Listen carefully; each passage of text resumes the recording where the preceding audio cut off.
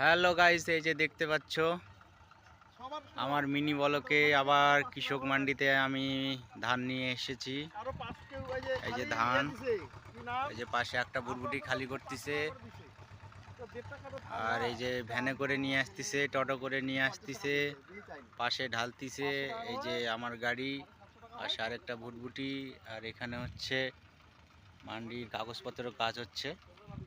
পাশে লেবারগুলো শুয়ে আছে, আর ওই পাশে হচ্ছে মিলের গাড়ি আছে, মিলের গাড়িতে করে ধানের বস্তা লোড করে মিলে নিয়ে যাবে, ওই জন্য আসছে আর কি ট্রাক্টর ওইটা।